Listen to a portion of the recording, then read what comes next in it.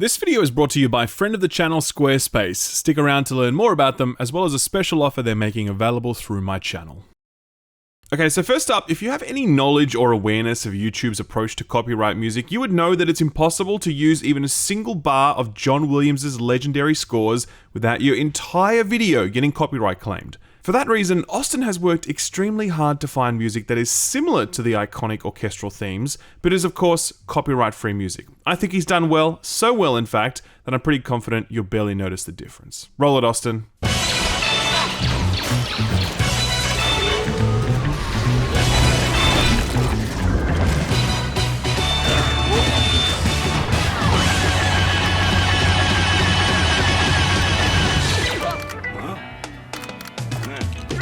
LEGO Star Wars The Skywalker Saga is the second game I've played this year that's made me go, holy shit, this game is huge. I mean, I really thought we were in for another 10 to 15 hour romp that sort of cantered through each movie, because how could you do every major moment from every movie in a single video game? The answer? Crunch. And I know it's a bummer to bring this stuff up at the start of a glowing review for a jokesy kids game, but the fact of the matter is the developer TT Game Studios pushed their staff beyond breaking point to make this video game. This was all laid out in an article from Jack Yarwood of Polygon. I'm going to leave a link to that below. I do think that's sort of required reading in the context of this review, because I think this is a really amazing video game for a lot of reasons, and many of those relate to the breadth of this product. It is astounding how uncompromising it is, how it wraps its arms around the entire saga of 9 movies and refuses to let anything escape its reach. That's an inspiring effort, until you reckon with what the word effort actually means in this context. And it certainly takes some of the joy out of all of this to know what it cost the people who made it. I do wonder if the developers take any solace in knowing that they've created something really special here in the Skywalker Saga. Never before have I thought of any game I've played as an heirloom, but I do think of LEGO Star Wars The Skywalker Saga in precisely that way. Like many others, the first 6 Star Wars movies are special to me. There's no way I end up as big a nerd as I am today were it not for that VHS copy of A New Hope, which I kept on near permanent hire from my local Civic Video. I remember going to the midnight premiere screening of The Phantom Menace, and I hid my ticket in my sock because I was so scared of getting mugged outside the cinema. I was 14 at the time. I didn't know how crime worked. Point is, Star Wars used to mean something. It used to invoke a certain awe that's been lost in this era of unnecessary spin-offs and fan fiction level sequels, and the pop culture wars that have consumed all of this and made any discourse about Star Wars borderline insufferable. But here in LEGO Star Wars The Skywalker Saga, none of that noise exists. Through a joyful distillation of each film, we can experience only the best, most elevating moments. It's so successful at that I really feel like LEGO Star Wars The Skywalker Saga made me love Star Wars more. It gave me a deeper appreciation of the prequels. It helped me laugh off the sequels, and it reminded me why I fell in love with the original trilogy in the first place. That's what I mean when I talk about this game as an heirloom, because I think about what it would be like to play through this with my own kids or grandkids one day. Perhaps I will have successfully seeded Star Wars in their minds at a young age, and to know that something like this exists, this expansive, voluminous, exhaustive, interactive anthology, I would be so excited to share this experience with the next generation of Star Wars fans. Beyond all of this sentimentality and nostalgia, this is just a fantastic, semi-open world 3D platformer adventure game with an astounding amount of content, locations, characters, collectibles, ships, minigames. We don't get many games like this these days. The 3D platformer is no longer in vogue, as children are now more preoccupied with Minecraft and Roblox. But TT Games are still making games like this, kind of for us now, more than kids I suspect, and they're making them really well, and they're making them couch co-op, and they're delivering a level of polish and quality that very few AAA games these days are able to hit. This is a remarkable package, and much like that VHS I grew up with, I suspect I'll be coming back to this one many, many times in the future. Finally, what? Oh, there you are. Finally, we have revealed ourselves to the Jedi. Follow them, my young apprentice. You know what to do.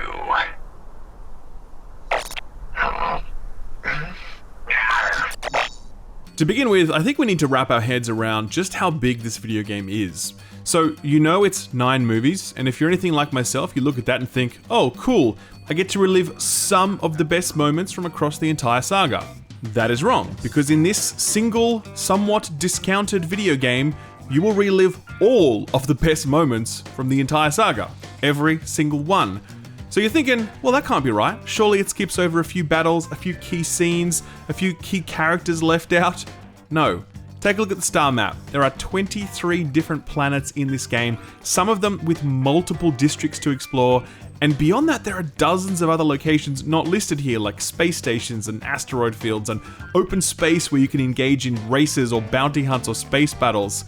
What about characters? There are about 270 characters in this game, and many of those have individual skins for a total of 380 unlockable characters. These skins aren't just cosmetic, by the way, they reflect the capabilities of those characters at each stage in their journey. So Finn has 10 different costumes, some of which are filed under the villain class, reflecting his position as a first order grunt, and the others filed under the hero class, reflecting his unlikely journey towards rebel scumdom. What about vehicles? There are 69 starships in this game. Nice. There are 5 capital ships and 45 micro ships, which are essentially just tiny Lego versions of regular ships. Each of the main starships are beautifully modeled with totally accurate sound effects that are one-to-one with their movie counterparts. What about quests and collectibles? Oh boy, okay. Well, within the 45 main missions you get with this game, there are 3 level challenges per mission for a total of 135 challenges. In addition to that, there are 140 actual side quests and 730 puzzles, which is sort of like collecting a star in a Mario game. So 730 stars, basically. There's also nearly 40 time trial challenges, including things like ship and speed races, etc. What about progression? Well, each character class has a specific upgrade tree, providing upgrades specific to that class. So, for example, the dark side tree increases the chance of people running in fear from you, or allows you to force choke people. Very nice, love that. There are a lot of these upgrades, and they all have multiple unlocks within them that increase their potency. It's huge. I was chatting with my friend Gerard, aka the Completionist, about this, and his thing is he completes every game he plays. Not finishes, mind you, completes. Every single challenge or collectible or whatever, that's what he does, okay? And I'm like, bruh, do not try to complete this game. You will die before you complete it. It's too big. There's too much. Do not attempt it. I'm not sure if he listened or not, but man, if he didn't, then rest in peace and pepperoni, my dude, because goddamn, there is a lot of video game here.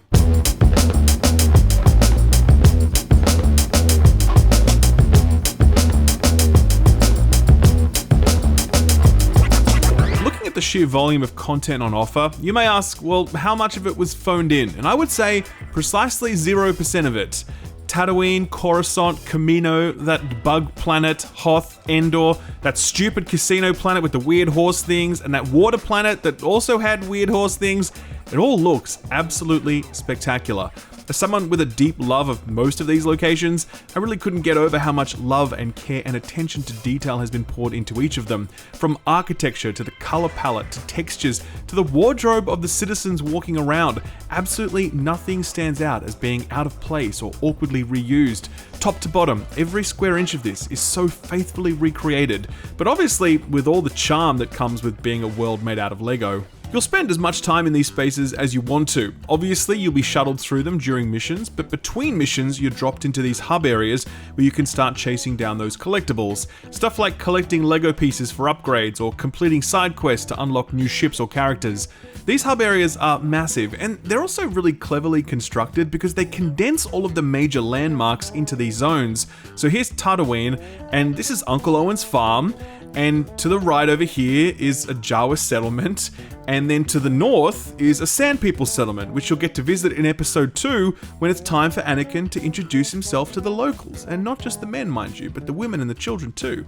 Ever so slightly to our left is Jabba's palace, inaccessible until episode 6, at which point this hub area evolves to show both Jabba's pleasure palace and the Sarlacc pit below. So that's cool, right? It sort of makes each of these areas feel like stages at a theater, and the first time you visit them in earlier episodes, there's nothing going on, and you think to yourself, ooh, I can't wait for that next act to begin. It's super cool. I love that. Does the collectible, puzzle, challenge stuff hold up? I think it does. One of the reasons this review is so late is because I ended up doing a whole bunch of side content. I was never forced to do it. It was totally optional, but every time I arrived at a new planet, I spied some blue Lego chunk floating off in the distance, and I just couldn't help but go and get it. And that always involved unpacking the little puzzle that was waiting for me, like climbing a tower, or figuring out how to power up a generator, or using your force powers to lift up a droid somewhere high, etc. It's all very basic stuff, very doable. It's for kids, right? You're almost never going to get stuck on any of this stuff. It's never going to demand too much of you, but it makes this collectathon a lot more inviting because when you see something, you know that you can pretty easily get it done. There's no friction that makes you look at something and think, oh, that's probably going to take forever to get. You see it, you do it, you move on. It's easy and pleasant for adults, it's probably pitched just right for kids, and of course, the whole game is couch co-op, and many of the puzzles are built in such a way that having two people playing them at the same time really helps the solution. For example, if something's up high, one player can stand on a box while the other player force lifts that box up. Other times, there are dual levers or switches that need to be pulled at the same time, or distant targets that need to be quickly shot. I played this game solo, so all of this stuff can be done solo, but it definitely would have been more fun to have someone by my side. Sadly, there is no online co-op, which is a real bummer, but don't forget that you can use stuff like Steam Remote Play Together or PlayStation Share Play, which simulates couch co-op and it only requires one person to own the game. Very handy, little known features that seem tailor-made for the Skywalker Saga. Hello there.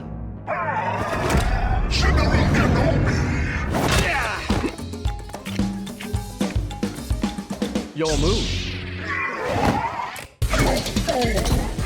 I have been trained in your Jedi arts. I count.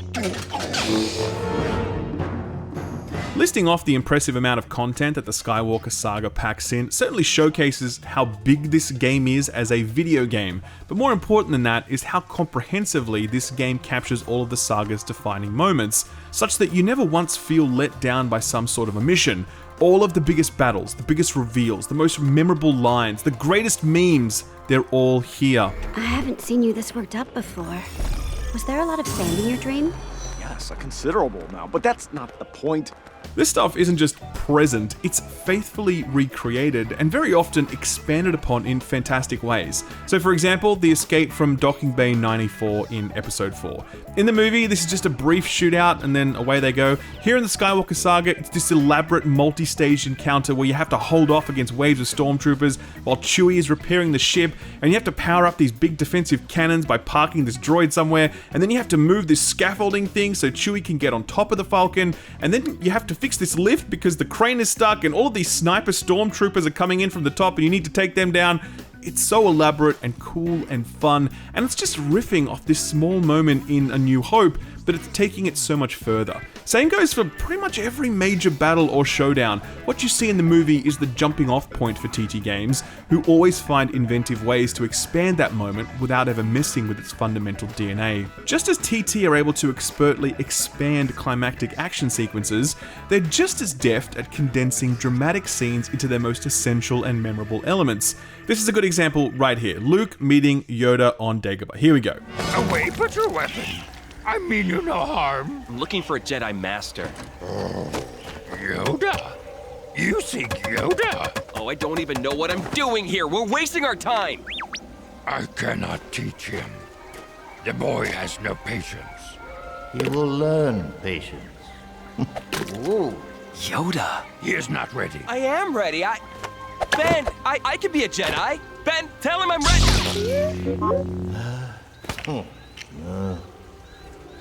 Ooh. Ready are you? What know you of ready?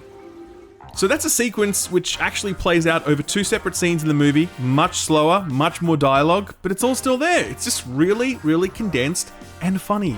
If you ever watched any of my reviews, you would know that I am not good at the whole brevity thing, so I certainly admire the way that TT Games have managed to capture the highs and lows of these legendary scenes using like 1/20th of the dialogue.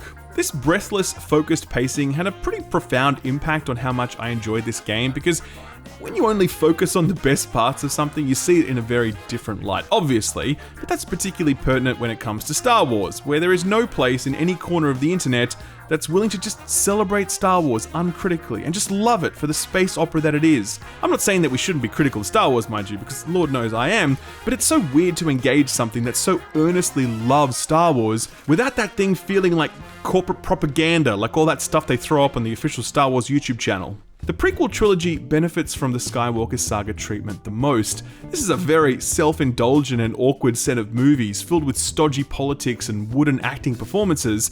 The politics is an extension of Lucas's love of Roman history, and the rise of Palpatine mirrors that of Julius and Augustus Caesar, who managed to make themselves military dictator and king in a society that was before then a proudly representative democracy. It's really interesting shit, but it's just delivered in a really boring way in episode 1, and the Skywalker Saga manages to do a far better job of it because it just moved things along faster. The characters also have a hell of a lot more personality here because they're caricatures of their on-screen counterparts, so you're spared the awkwardness of Annie or the deadpan delivery of Obi-Wan and Padme. In episode 2 and 3, the slow corruption of Anakin and his blossoming love affair with Padme it doesn't quite work. Because you move through those things at such a quick pace here in the games, you're spared all of the failures in execution. That's the thing, right? If you really look at what the prequel movies were, they had fantastic thematical, political, and emotional underpinnings. They had a plan, it's just that that plan wasn't very well executed. We've come to realize all of that more now because we've seen what happens when you don't have a plan, but even outside of that, there was an innocence and a purity to Lucas's vision that has aged very well, and the Skywalker Saga brings that vision into sharp relief as it prunes back all the clutter that held these movies back, leaving us with nothing but good times and memes.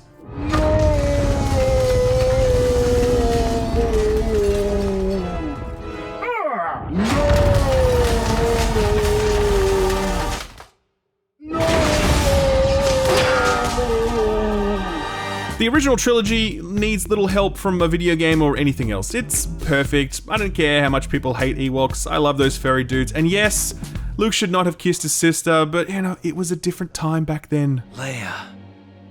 Leia's my sister? Your insight serves you well. I wondered how it would feel to play through the sequel trilogy, because I have such a deep, cynical loathing for it, that I wondered if that loathing would survive a retelling of events delivered with TT's irresistible comedic charm. The answer? I still hate those movies, but if you are to suffer through them, then can I suggest that LEGO Star Wars The Skywalker Saga is the best possible way to do it? Rendered in colourful block form, focused exclusively on action set pieces, interspersed with irreverent self-referential comedy, the sequel movies here are devoid of the thing that made them so difficult to watch on screen. Their sadness. Now, I don't want to relitigate those movies again because we're all so over that by now, but for me, personally, the biggest reason I dislike those films is because of how they deconstructed our vision of these characters. I know all the counterpoints to what I just said. I don't care. Like I said, I'm not here to do round 85 of The Last Jedi discourse.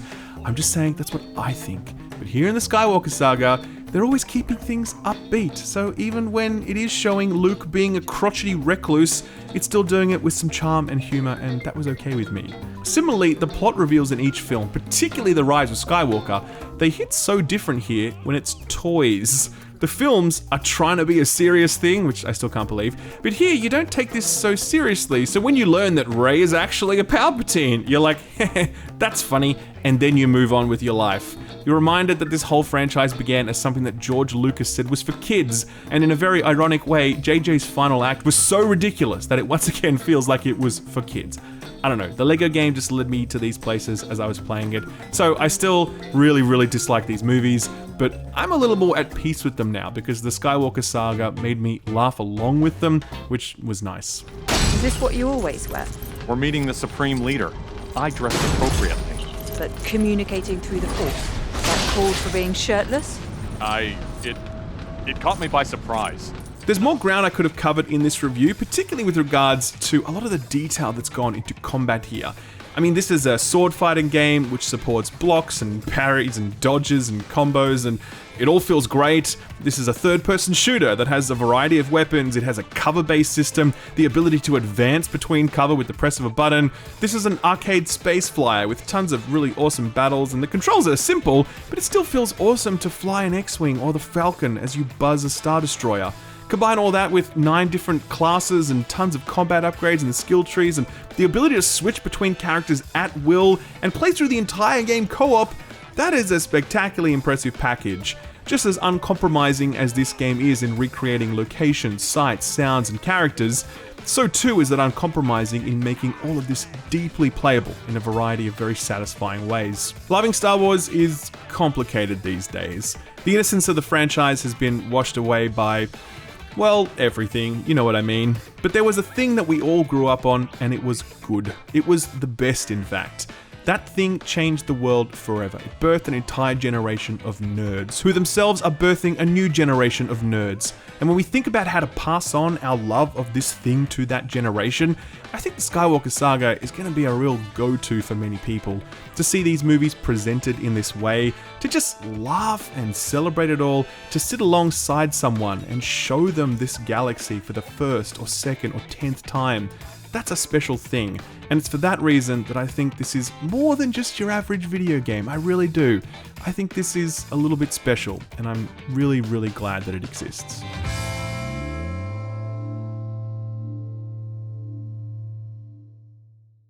Look, I'm not going to sit here and tell you that starting a business is easy, because it's not, but I will say that at least one part of it is pretty easy, and that's starting your own website, which has never been easier thanks to Squarespace. Right now, you may have something that you want to sell. Maybe it's something you make, maybe it's a service you provide. Whatever it is, Squarespace has easy-to-use tools that let you create a website for that thing in a way that looks totally professional and can instantly get your business rolling. Like if you were selling clothes that you make or design, then Squarespace has tons of templates to choose from and customize so you can highlight your range in the best possible way. Or if you're selling a service, then Squarespace has an appointment scheduling tool so that customers can book online instantly. And that's just the front end. Squarespace has tools to help you track your inventory, manage payments, and detailed website analytics so you can see what people are doing when they get to your website and how you can make the most of that. It really is the full package, and it's so straightforward and intuitive that you don't need to have any experience in website creation. Just select from one of the dozens of professional looking templates, customize it to your own taste, and boom, you're good to go. As I mentioned earlier, Squarespace are a long-term partner of this channel. 3 years running now, actually. I really appreciate that support. Squarespace are helping me turn my passion into a career, and that's what they do for a lot of people, because if you've got a passion that you want to share with the world, then a website is a great place to start. To get started, visit squarespace.com, and if you want to get serious, visit squarespace.com/skillup to get 10% off your purchase of a website or a domain name. Thanks Squarespace for sponsoring this video, and thank you for watching it.